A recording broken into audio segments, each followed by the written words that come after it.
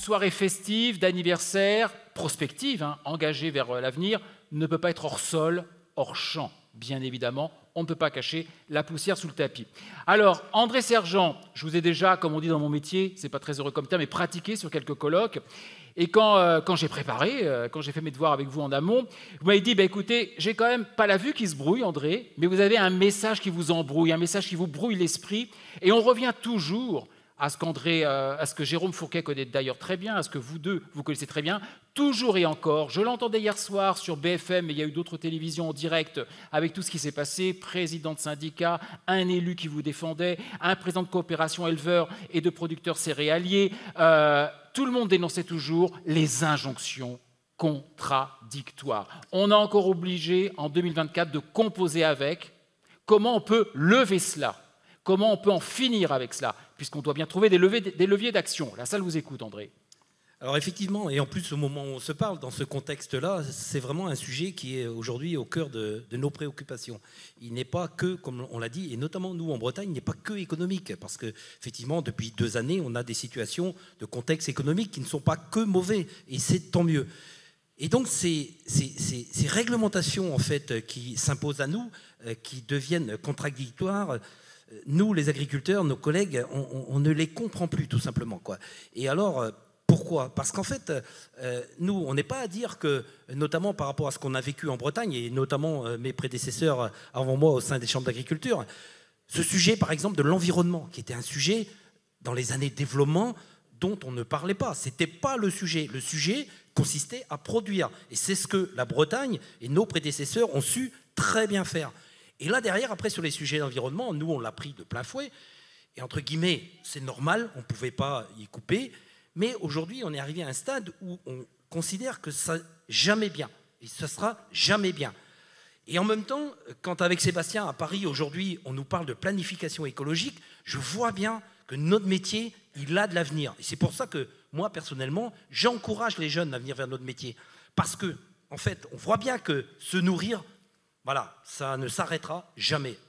Ça a bien été présenté avec Jérôme Fourquet, ça ne s'arrêtera pas. Ce qui se passe par contre actuellement, qui est vraiment contradictoire, quand on nous parle du local, de plus de bio, de la montée en gamme, et quand on voit au travers de ce qui a été présenté, le français lambda qui se détourne quelque part de ces logiques politiques un petit peu, ça nous interpelle, quoi, parce que le métier que je fais, et je le dis souvent, c'est comme un gros paquebot sur la mer, il ne peut pas changer de cap tous les matins. Et donc c'est pour ça qu'on a besoin de lignes directrices qui nous donnent un avenir, et notamment pour nos jeunes, et arrêter de nous faire des injonctions où un jour c'est comme ça, le lendemain c'est l'inverse. Alors vous avez évoqué très astucieusement effectivement comment effectivement ce qui peut être vécu comme des contraintes environnementales, le défi environnemental peut au contraire être un levier d'action. De quoi d'ailleurs donner la parole dans quelques minutes à votre voisin, à Monsieur Windsor. C'est vrai qu'entre entrée de gamme, cœur de gamme, montée de gamme, il fallait y aller et puis le Covid est venu tout casser. Et puis il y a toujours une question récurrente qu'est-ce que Monsieur Fourquet a d'ailleurs, Jérôme a bien rappelé, est-ce que le consommateur final, finalement, celui qui tranche avec son ticket et ses billets en caisse est prêt à payer plus cher. Intéressant de voir avec vous effectivement Sébastien Windsor, vous le disiez volontiers, il y a une nostalgie dans ce pays pour une agriculture d'antan. Alors comme vous l'a dit, Serge André l'a dit, c'était peut-être, ou c'était Sébastien Giraudeau qui l'a dit, c'était peut-être nos articulations qui étaient plus jeunes. Alors on revoit tout effectivement à l'aune d'une jeunesse idéalisée. Il y a une nostalgie pour une autre société. Et aujourd'hui, effectivement, vous le dites, Sébastien, la société est très loin de la terre, sauf à avoir lu Martine à la ferme. C'est vous qui me le disiez. Effectivement, bien des Français n'en savent rien du tout. Donc ils en ont une vision presque romantique ou naïve. Là aussi, déresponsabilisation, vous me le dites. Il est tellement facile pour quiconque, personne ne veut avoir une éolienne dans son jardin, bien sûr toutes les questions environnementales, contraintes. Il est tellement bon de tout repousser là aussi sur une catégorie de la population, les agriculteurs, les éleveurs. Et en même temps, attention, vous le dites, ils ne sont pas assez accompagnés. C'est un point d'ailleurs transversal qui reviendra sur les sessions, les séquences ruptures. Mais attention, oui, il y a des opportunités. Et moi, je vous ai cité tout ce que j'ai entendu hier. Trop de contraintes, d'incohérences, manque de lisibilité, transition, trop de réglementation, la suspicion, même sur vous, dès que vous voulez faire quelque chose, hop, vous êtes suspect. Mais vous me dites, attention, moi je vais faire un zoom sur la décarbonation, parce que là, il y a des choses à faire. Ouais, alors vous avez tout dit, donc j'ai plus le temps de prendre la parole. Vous allez maintenant bien développer, Monsieur le Président. Juste dire, l'excès de normes là, qui était décrit, on le vit quand même un peu au quotidien. On a des techniciens qui ces injonctions que nous amène la société. On a des techniciens qui se font sortir des exploitations agricoles alors qu'ils vont juste essayer d'expliquer aux agriculteurs ces normes. On a des normes qui peuvent parfois même être contradictoires. On nous dit qu'il faut planter plus de haies, mais on met tellement de contraintes sur le déplacement des haies qu'on n'arrive plus à motiver les agriculteurs à planter des haies. On a vraiment ces normes qui sont un peu contradictoires. Si on essaye de prendre un peu de recul, à quoi elles sont dues, et je vais peut-être croiser un certain nombre de choses que vous avez dit. Mais Jérôme, après, reviendra aussi sur ce qu'il entend. C'est premièrement, probablement, cet éloignement entre la population agricole et le reste de la population, pour des effets numériques que vous avez très bien montrés. Je lisais l'autre jour, dans la génération de mes parents, 80% des agriculteurs 80% des citoyens avaient un agriculteur, cousin, grand-père, enfin de liens directs de deux générations. Aujourd'hui, dans la génération de mes enfants, c'est moins de 5%. Donc il y a cet éloignement. Et donc c'est là que je vous citais Martine à la ferme, comment nos concitoyens découvrent l'agriculture par Martine à la ferme, par le livre d'images qu'on donne aux enfants, avec la ferme, avec un canard, une poule, une vache, etc. Et donc, à partir de là, c'est comme ça qu'ils nous jugent. Deuxième point, c'est ce que vous citiez, le syndrome éolien. Là, moi, j'appelle ça la volonté du français de ne pas être schizophrène. Le français, il veut faire du progrès environnemental, mais il n'a pas forcément tout le temps envie de faire l'effort lui-même. Et donc, dans ce cas-là, c'est plus facile de demander l'effort à l'autre. Et demander l'effort à l'autre, quand c'est l'agriculteur, on est sûr que c'est assez loin de chez soi. Et donc, on ne veut pas d'éoliennes, on veut qu'elles soient chez le voisin. On ne veut pas de contraintes environnementales, on les repousse chez les agriculteurs. Ça évite de dire qu'on ne veut pas le faire, ça permet juste de prendre un peu de distance par rapport au sujet. Donc, une fois qu'on a dit ça, comment on essaye de, quelque part, se donner de l'avenir et de ne pas baisser les bras par rapport à ces injonctions. Je pense qu'on a d'abord un sujet de communication qui est majeur. Il faut qu'on reprenne en main la communication. On est très inférieur numériquement. Je suis éleveur de porcs. Si j'attends qu'il y ait des gens qui aient envie d'être salariés dans un élevage de porcs sans aller expliquer ce qu'est mon métier, je pense que je peux attendre un certain temps. Il n'y a pas grand monde qui va venir frapper à la porte. Donc il faut qu'on aille communiquer et communiquer de façon moderne. Il ne s'agit pas de faire des foires agricoles où on fait du battage à l'ancienne ou du lancer de bottes. Je ne connais pas beaucoup d'agriculteurs qui font du lancer de bottes chez eux. Donc il faut qu'on fasse une communication un peu moderne. Ça veut dire sur TikTok, ça veut dire sur Insta ? Non, mais même par des rencontres physiques, mais qu'on montre la réalité du métier agricole, la réalité technologique, la réalité de la pénibilité de nos métiers qui est plus qu'ils étaient il y a 30 ans, etc. On va le revoir cet après-midi. Deuxième sujet, il faut probablement trouver des sujets où on va faire le lien avec la population. Tu parlais de planification environnementale, moi je restreindrai même un peu le sujet. Le sujet de la décarbonation est probablement un enjeu majeur sur lequel on va faire le lien avec la population. Pourquoi ? Parce que si on veut décarboner, si on veut arrêter d'utiliser des énergies fossiles, il faudra trouver des énergies en remplacement. Alors on va faire du nucléaire, certes, on arrivera peut-être à alimenter les voitures, les poids lourds, c'est pas gagné, les avions encore un peu moins. Quant à faire des matériaux de construction à partir du nucléaire, c'est pas pour tout de suite. Et donc on voit très bien qu'avec cette décarbonation, il y a un enjeu majeur, c'est produire plus de biomasse. Produire plus de biomasse en continuant à améliorer notre empreinte environnementale. Et ça, il ne faut pas avoir peur de ça. Je le dis, on a fait des progrès colossaux. Pour faire 1 tonne de sucre, j'utilise 3 fois moins d'engrais que ce qu'utilisait mon père. Donc, pour produire demain, il va falloir produire plus. Si nos concitoyens veulent continuer à rouler, veulent continuer à ce que le camion livre le supermarché, s'ils veulent prendre l'avion pour aller en vacances, s'ils veulent bâtir des maisons ou se vêtir, il faudra bien qu'en plus de les nourrir, l'agriculture leur ramène un certain nombre d'autres productions. Et là, ils auront besoin de nous, pas simplement pour régler leurs enjeux environnementaux, mais pour régler leurs enjeux basiques. Et donc, l'agriculteur porteuse de solutions et amenant ces solutions à court terme, c'est une vraie réalité. Est-ce que tout le monde est convaincu ? Là, vous nous convainquez, on a envie de vous suivre. Ce virage, je pense qu'assez vite, ils vont le voir de façon assez réaliste, parce que cette obligation, si tous les États continuent à avancer dans cette obligation de puiser dans les énergies fossiles ou taxent les énergies fossiles, de toute façon, nos solutions vont devenir intéressantes et rentables pour eux. Mais ce virage, il est assez proche du virage qu'on a pris après-guerre en disant il faut produire plus. Mais cette fois-ci, pas simplement pour l'alimentation. Alors avec des équilibres qu'il faudra trouver entre l'alimentaire et le non-alimentaire qui nous bousculent, qui sont parfois compliqués, qui amènent parfois des débats. Mais ce virage, il ne se fera pas par la voie du Saint-Esprit où il n'arrivera pas juste naturellement. Il ne se fera pas par la norme, mais il se fera par l'accompagnement de l'agriculture. L'accompagnement de l'agriculture, le premier auquel on pense, c'est l'accompagnement investissement. Oui, il sera nécessaire, mais il ne se fera pas que par l'accompagnement investissement, il se fera par un accompagnement au quotidien de l'exploitant pour regarder avec lui ses pratiques, et pas simplement pour le juger, mais pour l'aider au changement, non pas par de la norme, mais par de l'accompagnement. Et je pense que c'est quand même un peu cet accompagnement humain, l'oublié d'un certain nombre de politiques publiques aujourd'hui, et il faut mettre des moyens là-dessus. Alors il y a écrit 100 ans, on dit souvent les chambres sont une vieille dame. Moi je pense qu'au vu de ces enjeux d'accompagnement, les chambres, elles sont majeures dans ce rôle d'accompagnement qui doit certes être renouvelé, mais ce n'est pas uniquement une vieille dame, c'est quelqu'un qui est plein de sagesse. Cet accompagnement, les chambres ne le feront pas toutes seules. Depuis 100 ans, elles le font avec des partenaires qui sont ici présents. Et je pense que ce mariage doit continuer. Alors je lisais l'autre jour, un mariage, il y a des noms pour les mariages, ça va jusqu'à 100 ans, c'est les noces d'eau. Donc on est mariés avec l'ensemble de chacun d'entre vous, ce sont nos noces d'eau cette année. Mais après, il n'y a plus rien. Donc cette suite, elle est à inventer. Il faut la préparer ensemble pour continuer à avancer ensemble. Et je terminerai juste. J'avais pris une petite citation l'autre jour de Coco Chanel qui dit « À 40 ans, plus personne n'est sexy ». Ça, il y a longtemps que je le sais.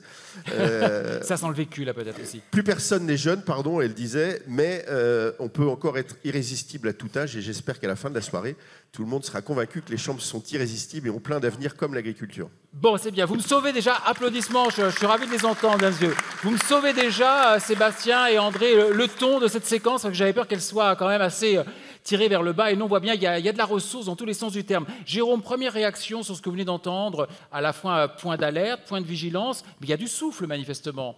Mais bon, ne serait-ce que l'accompagnement, bien sûr, via le rôle, c'est le rôle des chambres qu'on salue plus que jamais à travers tout le conseil. Mais quand j'entends également de l'accompagnement, ça veut dire aussi peut-être en finir avec les normes. Je lisais par exemple, et je vais revenir avec André dans quelques minutes sur ça, cette passion française de l'administration qui vient tout compliquer. Or, il faut accompagner et ne pas toujours faire tomber dans la suspicion celui qui veut s'agrandir, celui qui veut s'équiper, celui qui veut transmettre. Donc, comment vous réagissez déjà sur les propos de nos deux invités? Alors, vous êtes touché par la question de l'inflation normative. Donc il y a une vieille passion française. On a 5 millions de fonctionnaires, donc ils fonctionnent. Ils font de la norme. Donc ça, on sait, en Bretagne, il y a des poules pondeuses, mais en France, on a aussi la fabrication de normes qui fonctionne beaucoup. Faites-vous plaisir, mesdames et messieurs, c'est votre soirée. Voilà. On est également dans un contexte européen où à Bruxelles, on établit aussi de la norme, mais comme on veut être bon élève, on surtranspose. Enfin, vous connaissez ça par cœur. Avec ce qui a été dit tout à l'heure aussi sur cette pensée en silo et le fait que, eh bien, il y a parfois des déconnexions entre les injonctions qu'on va vous faire sur le plan fiscal, sur le plan environnemental, sur le plan de la sécurité au travail, etc., etc. Alors, on ne va pas faire de politique ce soir, mais on a entendu le président récemment nous dire qu'il fallait passer au choc de simplification. Mais moi, je n'ai pas 100 ans. Je ne suis pas la vieille dame vénérable, mais ça fait à peu près 30 ou 40 ans qu'on entend des politiques de tous bords nous dire qu'il faut faire ce choc de simplification. D'où l'interpellation hier soir d'un des présidents, la FNSEA pour pas la citer, qui disait on veut déjà voir ce qui peut être soutiré, enlevé. Voilà. Et donc ça, je pense que là, le cri d'alerte, dans votre malheur, là où il y a un élément positif, c'est que vous n'êtes plus les seuls à être victimes de cela. C'est-à-dire qu'il y a toute une partie de la société française qui souffre de cette inflation normative et le fait que les choses deviennent de plus en plus compliquées. Donc on peut espérer qu'il va y avoir une véritable prise de conscience. Mais encore une fois, les habitudes sont anciennes, elles sont ancrées. Et donc ça ne se fera pas tout seul. Et donc, il va falloir peut-être bousculer certains dans leurs habitudes et leurs pratiques si on veut vous retirer de la charge et du carcan. Deuxième élément, il est tout à fait vrai que, notamment dans les jeunes générations, le lien avec vos métiers est de plus en plus éloigné et distendu. Et donc, on se dit comment on fait pour les ramener dans nos exploitations. Et sachant qu'une grande majorité de ces jeunes, en plus, ils n'habitent pas à côté de chez vous. Ils habitent en ville. Et donc, épouser votre profession, entrer dans la carrière, ça implique aussi parfois des changements de vie, c'est-à-dire s'installer quand même à proximité de là où je vais pratiquer mon métier. Et donc, comment on ramène ces jeunes populations dans ces univers-là? On peut se dire, c'est un peu mission impossible, parce que la distance est inclue, à ceci près que vous voyez de plus en plus de jeunes qui sont à la recherche de métiers ayant du sens. En disant, faire du PowerPoint à l'IFOP toute la journée. Moi, c'est pas mon truc. Et je veux faire quelque chose qui ait du sens. Et donc, vous voyez notamment, vous parliez de communication tout à l'heure, comment certaines professions, dans la boulangerie, la pâtisserie, l'alimentation, qui étaient en pénurie de recrutement, qui souffraient d'une image un peu dégradée, eh bien, voient arriver, alors parfois de manière un peu fantasmée, des jeunes qui... Ils sont tous artistes. Voilà. Alors, il y a la part aussi, il y a les métiers où on voit bien la part artistique, on le voit moins sur le plombier. Mais on le voit bien sur la pâtisserie, effectivement. Mais quelqu'un a évoqué la grandeur de l'agriculteur. Et il y a peut-être un levier d'action, ça. Voilà. Et donc, sur des métiers qui ont du sens, à la fois pour vous-même, à la fois dans le cadre de la transition écologique, à la fois aussi en disant on nourrit les autres. Excusez, c'est pas rien. Tout à fait. Et on était une société aussi qui s'était beaucoup dématérialisée avec du digital, du numérique, la livraison à domicile. Sauf que, encore une fois, la crise Covid, puis la guerre en Ukraine, a fait redescendre sur Terre toute une partie de la population. On dit on a 100 ans, les chambres d'agriculture, mais depuis quand on n'avait pas parlé de pénurie en France? J'ai parlé exprès de la moutarde. C'était un drame national. Il n'y avait plus de moutarde. Mais les gens se sont dit, mais en fait, ça ne tombe pas tout cuit. Et il se peut que demain, ça aille moins bien. Sachant que vous avez vu les chiffres du sondage, 2 tiers des Français ont conscience du fait que vous soyez de moins en moins nombreux. Et donc, comment cet appel du sens, eh bien, vous arrivez, vous, à le capter pour faire en sorte que dans les jeunes générations, des gens qui, même parfois à 2-3 générations, sont au plus aucun lien avec la terre, reviennent. Alors, ils n'auront pas forcément le même rapport que vous à l'agriculture. Non, mais quelqu'un m'a dit on sera chahuté par les nouveaux, mais ça nous fait du bien. Ils auront sans doute un regard différent. Mais c'est sans doute un facteur d'enrichissement. Donc réenchanté, mais sans fantasmagorie. Merci Jérôme pour déjà ce regard. Et dernier point, le président a parlé de la tradition d'organisation collective en Bretagne, qui est une vraie spécificité de votre région et de certaines autres. Je pense que face aux défis qui sont les vôtres, et compte tenu des effectifs moins nombreux, vous ne pouvez absolument pas vous payer le luxe de le cavalier solitaire. Il va falloir jouer collectif. Dans d'autres époques, mais dans d'autres lieux, on aurait dit qu'il faudra chasser en meute. Et notamment redescendant sur les territoires, et je verrai avec mon voisin sur quels territoires qui ne sont en particulier pas évoqués. Je reviens, on est parfaitement dans les temps, je reviens vers vous sur un point important, me semble-t-il, avec vous André. C'est comment, effectivement, j'ai entendu hier, l'Europe. Et quand je croisais avec d'ailleurs Jérôme, cette passion française, l'administration, j'entendais ce matin l'enfer normatif bruxellois combiné à cette fameuse passion administrative made in France. Or, l'enfer normatif bruxellois, quelqu'un disait hier, donc en réaction totale avec l'actualité des derniers jours et avec ces points presse qui sont tenus donc au sortir de la rencontre avec le Premier ministre, quelqu'un disait, c'est d'ailleurs l'un des 2 présidents, Jeunes Agriculteurs ou FNSA, qui disait, il était d'accord, il disait, mais attention, tous les agriculteurs ne tirent pas sur Bruxelles, sur l'Europe.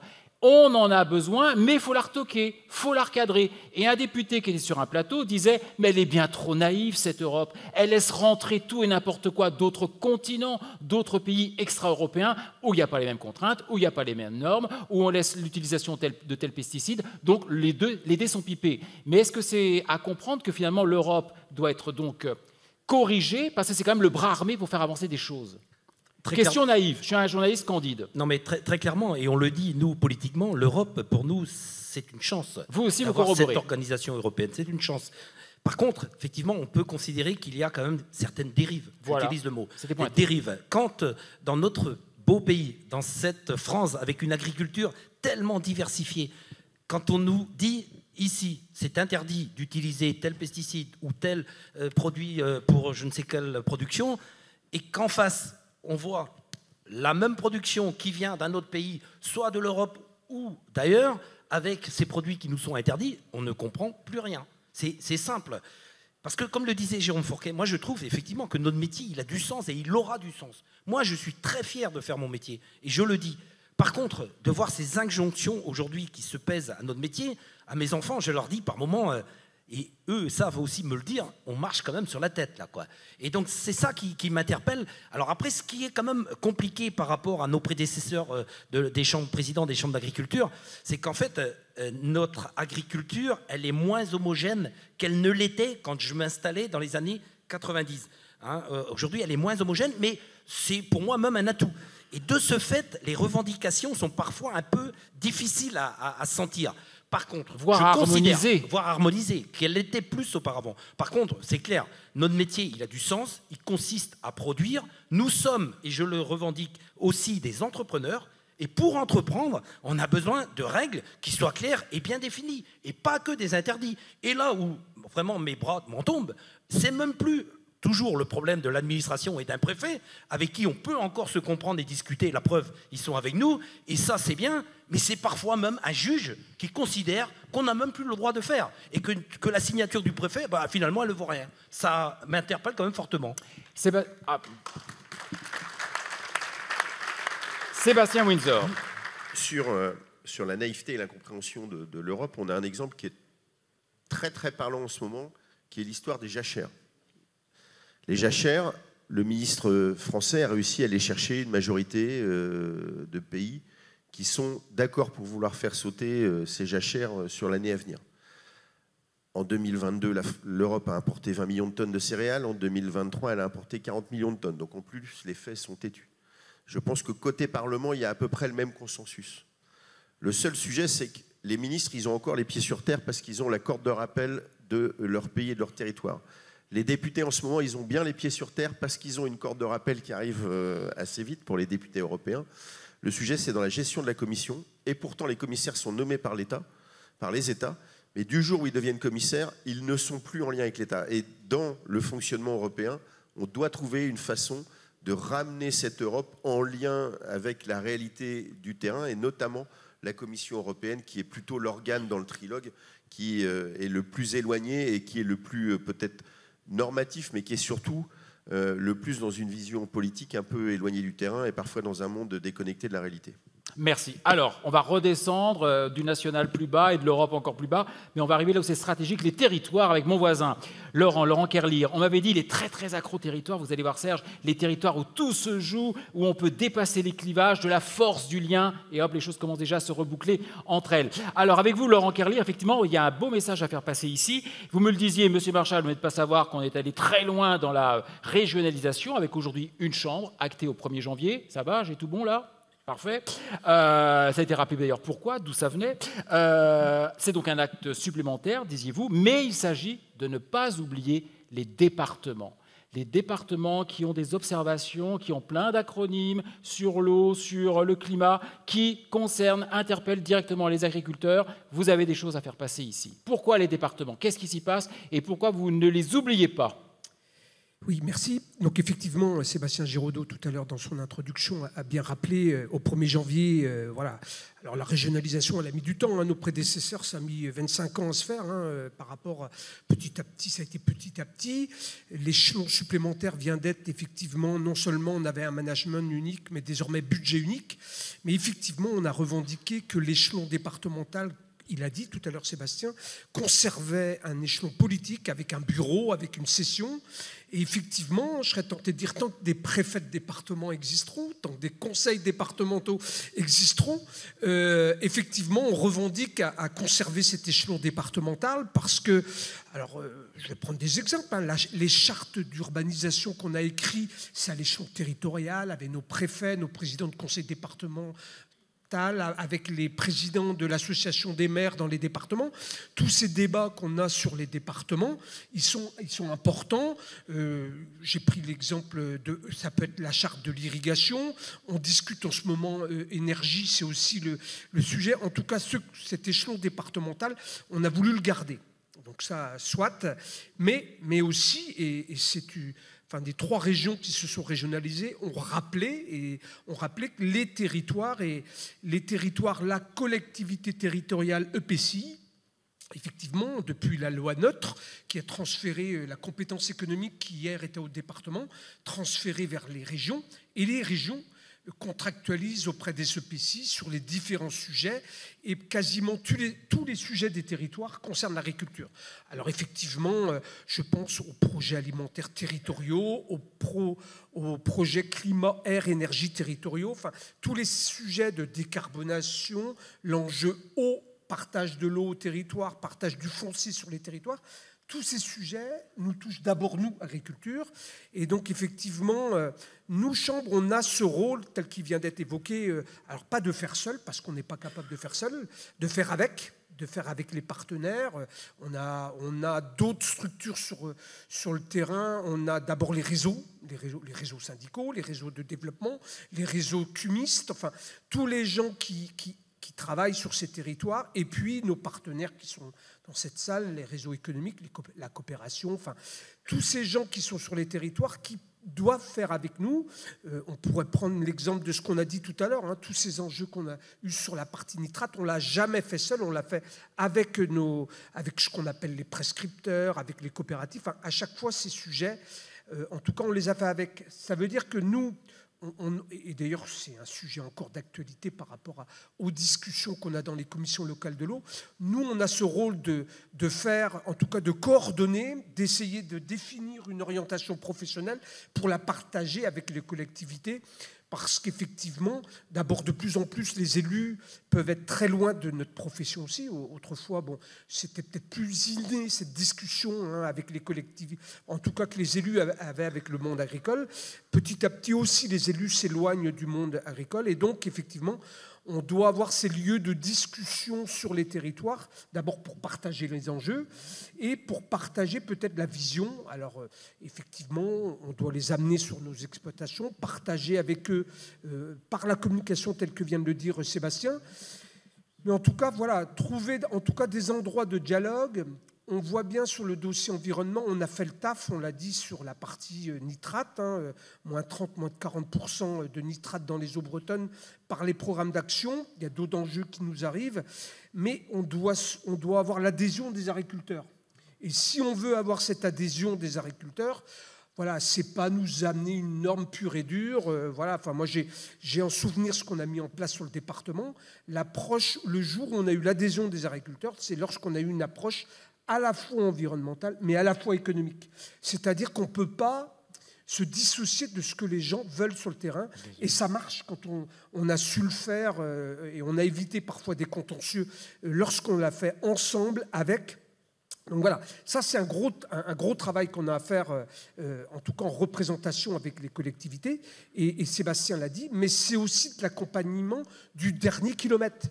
L'accompagnement des agriculteurs et nos antennes sur les territoires, c'est l'intérêt quand même d'être le plus proche possible de nos agriculteurs. 20 sur les EPCI, vous confirmez? C'est ce que vous me disiez comme chiffre? Effectivement, 20 territoires, enfin 20 antennes en Bretagne, où effectivement, alors tout le travail que j'ai évoqué avec les collectivités pour le faire, mais aussi la proximité par rapport aux agriculteurs pour mettre tous ces sujets-là. Et peut-être que nous, Chambre, l'atout qu'on a, c'est la transversalité des dossiers.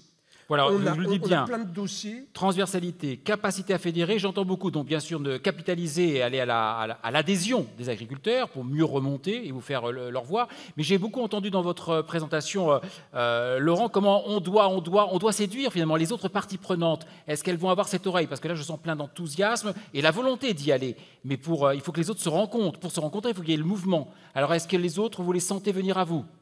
Sur ces territoires, justement, tout ce que vous avez nommé, toutes ces problématiques, toute cette transversalité d'ailleurs. On a de belles expériences, mais on a de moins bonnes. Et effectivement, le risque... Restons sur les bonnes. Voilà. Peut-être juste un petit peu pour rebondir sur les bonnes derrière, mais effectivement, le risque de nos régionalisations de toutes nos structures, à la différence des chambres, c'est que nous, on est restés sur les territoires.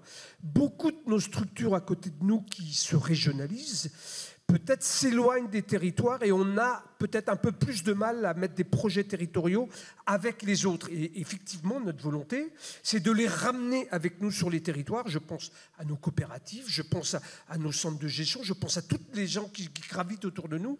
Les choses se passent sur les territoires et effectivement, et là, je pense qu'il y a un travail, mais il faut revenir sur les territoires. Eh bien voilà, un très beau message. Bon, nous allons conclure cette séquence d'échange.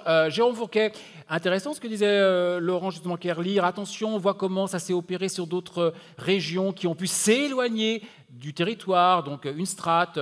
Est-ce que vous jugez que la Bretagne, à travers ce que vous venez d'entendre, est plutôt bien engagée, elle? Je verrai dans une des séquences de l'après-midi comment c'est même devenu un exemple au regard et sur certains sujets. La Bretagne est un exemple, elle qui a si souvent été taclée. Comment vous jugez? Moi, sans flagornerie, ça ne me surprend pas trop, puisqu'on le sait pour plein de raisons historiques, il y a une tradition coopérative mutualiste historique chez vous, et ce n'est pas pour rien que vous êtes en région pilote sur la régionalisation, mais que vous n'avez pas oublié l'échelon territorial. Et dans une société qui se fragmente, qui cherche son sens, j'ai parlé tout à l'heure de société de défiance, peut-être recommencer par la base, c'est-à-dire par le bassin de vie, le territoire, pour que ça redonne du concret aux Français. Parce que sens, ça fait un peu philosophique. Parlons de concret, donc de projet. Nous, on le voit dans nos enquêtes, le rapport des Français à l'environnement. Les Français, ils sont conscients du réchauffement climatique. Ils voient bien, alors c'est moins le cas chez vous, mais que les vendanges commencent 15 jours plus tôt. Alors, maintenant, on se met à planter des vignes chez vous, donc ça, c'est un autre impact du réchauffement climatique. Ils constatent aussi les impacts du changement climatique en termes de récurrence des catastrophes, etc. etc. Et ils sont partants pour y aller, même s'il y a la contrainte budgétaire, etc. etc. Il y a 3 échelons, en fait, d'action. Il y a l'échelon individuel. Ça fait déjà un moment que les petits gestes du quotidien, couper le robinet, éteindre la lumière, aidé aussi par la hausse des prix, c'est un argument pédagogique qui est important, tout ça a été adopté. Ils ont aussi beaucoup fondé d'espoir sur l'échelon national ou supranational, qui s'est notamment incarné dans les COP, les fameuses COP.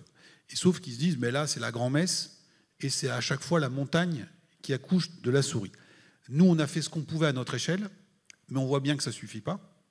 On constate de manière un peu triste que l'échelon national, interétatique, ne fonctionne pas parce qu'il y a les intérêts des puissances, etc., etc. Et donc, est-ce que la bonne maille, ce n'est pas la maille intermédiaire, c'est-à-dire ça ira pas aussi vite et ce sera peut-être pas aussi puissant que les États qui appuieraient sur l'accélérateur, mais on serait partie prenante et il y aurait quand même un effet d'entraînement. Et donc, c'est les projets de territoire. Alors, je caricature et je fais un peu du Martine là, mais comment on se fournit en produits alimentaires pour les cantines ou la restauration collective dans nos territoires, comment les territoires ruraux, au hasard, la grande périphérie rennaise, par exemple, peut apporter des ressources énergétiques, bois, éolien, photovoltaïque, biométhanisation, etc., etc. Et comment on voit les éléments du Pulse qui se mettent en place. C'est-à-dire qu'on a besoin de concret pour continuer de faire vibrer la flamme et que les gens continuent de s'impliquer en disant, nous, on a fait ce qu'on pouvait à notre échelon, mais on voit que ça ne suffit pas. L'échelon d'encore au-dessus, il est compliqué à bouger, et donc l'échelon intermédiaire, le territoire, avec les différents acteurs, les chambres d'agriculture, les agriculteurs, les collectivités locales, des grandes entreprises ou des plus petites entreprises, comment tout ça, on croit beaucoup à la question de l'économie circulaire aussi. Hein, et donc là, vous aurez un rôle plein et entier à jouer, et c'est aussi, je pense, une fonction civique et politique, c'est-à-dire c'est comment vous remettez du commun et du collectif en disant on n'est pas obligé de se recroqueviller sur sa sphère individuelle, il y a encore des belles choses qui peuvent se faire à l'échelle du territoire, et surtout les Français, ils sont un peu comme les agriculteurs, ils aiment bien voir, ils aiment bien toucher pour croire. On est prêt à être embarqué dans votre projet si j'ai vu qu'aux saisons précédentes, aux étapes précédentes, il y avait eu des effets. Ce que vous avez raconté sur les nitrates, la confiance, ça se construit, c'est-à-dire on l'a fait. Et donc demain, on peut faire d'autres choses sur d'autres chantiers, mais tous ensemble. Et ça doit être démontré. Merci Jérôme Fourquet. Vous voulez rebondir rapidement, Sébastien ? Non, je voulais dire, je crois beaucoup au local, au dernier kilomètre, pour accompagner les agriculteurs, etc.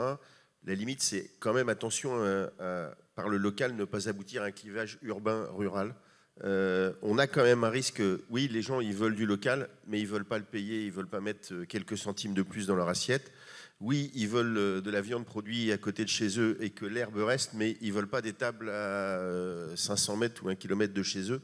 Et donc, on a quand même ce risque-là qui reste majeur. Et par le local, on ne réglera pas tous les sujets. On a un gros sujet d'éducation et d'accompagnement et attention au clivage, l'urbain qui commande au rural. Point d'alerte. Alors, cela dit, je reviens avec vous, André Sergent, pour conclure cette séquence. André, vous le dites, cela dit, et c'est un beau message, je trouve, à adresser à votre auditoire si besoin. Il y a des fois quand même, malgré ces injonctions contradictoires, le poids du normatif bruxellois, cette passion française pour l'administration, alors qu'on vient bien de le voir, il y a un échelon où des choses se font, il y a même peut-être ici un élan collectif quand même historique en Bretagne. Vous le dites, on est un peu fou. Est-ce que ça à comprendre? On se fait un peu trop mal quand même. Vous le dites, on a un climat qui, on le verra tout à l'heure, se réchauffe, on a de la vigne, on a une filière viticole qui se met en place, paraît-il. Mais bon, ok, les choses évoluent, il y a des choses qui vont disparaître, mais on a aussi notre organisation, le collectif, le climat. Donc, autrement dit, il faut peut-être arrêter de se battre la coulpe, quoi. Moi, ce que je pense, au travers de ce que je vis dans mes mandats aujourd'hui, c'est que je considère qu'on a trop d'atouts dans notre jeu breton pour lâcher prise, quoi. C'est pas possible, quoi. Parce que Sébastien, il a complètement raison sur les transitions climatiques. Mais quand j'entends certains de mes collègues du sud de la France qui parlent du sujet, j'ai parfois un peu de misère, quoi, pour eux, quoi, parce que c'est dur quand même, quoi. Nous, cette chance qu'on a quand même en Bretagne, ce climat qui change aussi, soit, mais qui va même, je vais le dire jusque-là, plutôt dans le bon sens pour nous en Bretagne. C'est quand même incroyable. Et donc, c'est pour ça que je me dis, c'est pas possible, quoi, qu'on lâche prise. Et l'autre évidence que je dis aussi, avec un peu de fierté, hein, je le dis, et notamment quand je suis au salon d'agriculture, je pense, et je le dis, que la France, pour assumer sa souveraineté alimentaire, aura besoin de la Bretagne et de l'ouest de la France. C'est clair. Eh ben, applaudissements, mesdames et messieurs. Merci à vous. Merci à vous. Quelle conclusion, André.